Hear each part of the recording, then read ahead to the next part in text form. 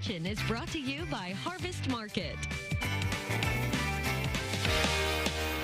And March is National Nutrition Month, and today happens to be Fat Tuesday. So who says you can't celebrate in a healthy way, right? Here to share a recipe in our CI Kitchen is registered dietitian Kristina Adams.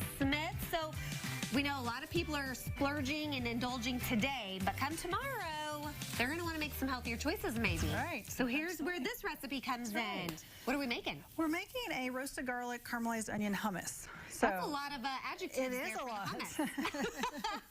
But I love hummus. It's very popular. It's a very healthy food to get, and you can easily buy it right off the store shelf, but I wanted to show how easy it is to make it with just simple ingredients you can have at home typically. Roasted garlic is very easy to do. You just put it in a little bit of a foil, drizzle some olive oil in it, close it up, throw it in the oven about 400 degrees for 20-30 minutes, and you get these nice soft cloves in here, which really show that off there. They just come out so easily, and you can just spread them right on bread and eat them right like that, but we're going to put them in the hummus dip today. Okay, I've never bought garlic like that in a big bowl. Oh, yeah. Mine always comes pre-minced in a jar. Oh, well, there you go. No, you have to do the bulb and roast it to get that roasted garlic flavor. Okay. So about half of the bulb is what you're going to put into the recipe, and then you'll want to taste because it can get a little bit spicy bitter if you get too much garlic in the dish, so you want to be careful with that. And then we're caramelizing our onions, so really you're just cooking them with a little bit of oil in a pan until they get a little golden brown, and they bring out the sugars in those onions. Okay. Is what you're doing there. So it's two simple ingredients that you're going to have. The other one, that main ingredient, is going to be the garbanzo beans, otherwise known as chickpeas. And that's pretty much the basis. Star of hummus. That is correct. Right? Yes. And do we do anything to these? You just need to drain and rinse them, and then we're just going to put them in a mini food processor, or a blender would work just as good too. But you really need to have something that's going to blend it nice and smooth, because that's the key with hummus, is getting that smooth texture and consistency too. No chunks. No chunks. Okay. Another ingredient, a little bit of salt, a little bit of lemon juice, a little bit of olive oil to put in there with it so you get a nice smooth consistency. You can add tahini. It's kind of a soy paste that you can add into it. It gives a little more flavor. I'm not a fan of it, so I left it out of this recipe. So that's one ingredient you probably wouldn't have on hand otherwise. Okay.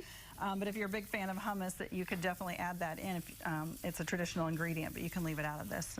No worries. So once those get caramelized, those are going to go in the food processor as well? Yes, correct. We're going to blend everything up. So you, once again, lots of high protein and fiber in the beans. So it's a great snack, a great dip to have. Instead of high fat, we're getting a lot of protein and a lot of fiber out of that too. Right. And we're getting all the benefits, the antioxidant power of all the onions and the garlic that you get too. And so that's definitely a benefit as well. So definitely some good ingredients.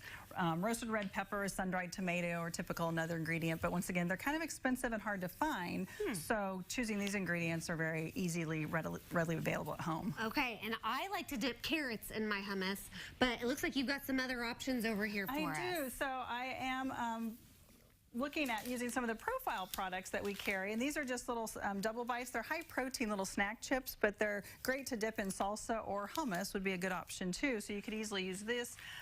Just a nice whole grain cracker or chip would be good too, or the cut vegetables would be a great option as well. So any of those to keep the carb count down and keep it a little less fat too. Right. Okay, I forgot we have some nutrition knowledge because it is National Nutrition Month. So here's a few questions.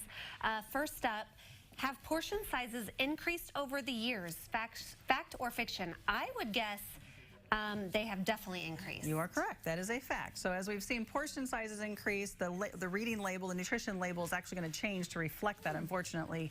Instead of us adapting to smaller portions and eating better and less calories, unfortunately the nutrition label is going to adapt to that. So we're going to see some changes on that too. Unless, of course, you're going to like a super fancy gourmet restaurant where everything's like $20 to $30.